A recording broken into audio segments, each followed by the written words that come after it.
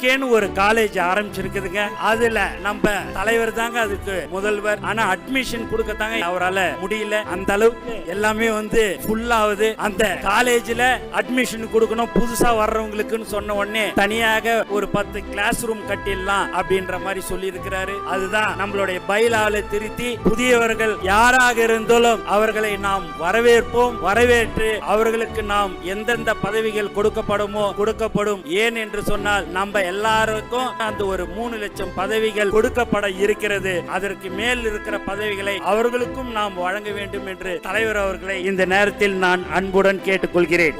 ஒண்ணுங்க, எல்லா இடத்துக்கும் போறோம், எல்லா இடத்துலயும் பாக்குறேன், எல்லா ஜனங்களும் பார்க்கிற மகளிர், குறிப்பாக மகளிர் தாய்மார்கள் 2020 நம்மள்தான் அப்படின்றது எல்லாருக்கிட்டையும் இருக்கு. அந்த எண்ணம் எல்லாருடைய மனசுலயும் என்னைக்கு தேர்தல் வருங்க, என்னைக்கு தேர்தல் அறிவிப்பாங்க, ஏனென்று சொன்னால் நான் அண்ணனுக்கு ஓட்டு போட வேண்டும், அந்த நாளை நான் எதிர்பார்த்து கொண்டிருக்கிறேன் என்று சொல்லக்கூடிய மக்கள் தமிழ்நாடு மக்கள் இருந்து கொண்டிருக்கிறார்கள்.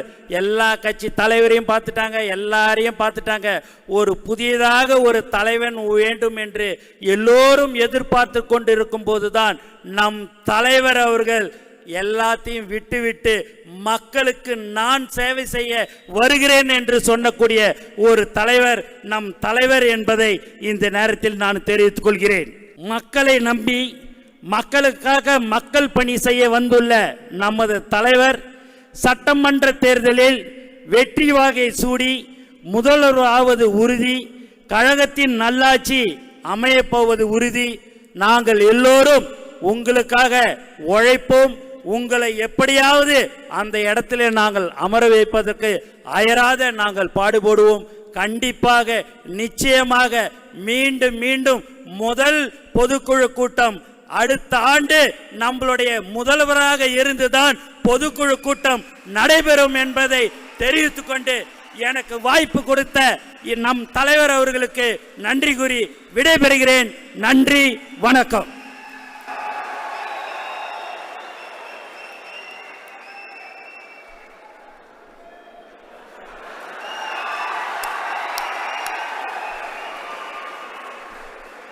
முப்பத்தி ரெண்டு வருஷமா எங்களை எல்லாம் வேலை வாங்கி எங்களை தண்ணி குடிக்க வச்ச பொதுச் செயலாளரே தலைவர் தண்ணி கொடுத்திருக்கிறாரு. மெரினா தூரத்தில் இருக்கிறது, ஆனால் இங்கே ராமச்சந்திரா ஹாலில் ஒரு சுனாமியை கொடுத்திருக்கிறார். பொதுச் செயலாளருக்கு நன்றி.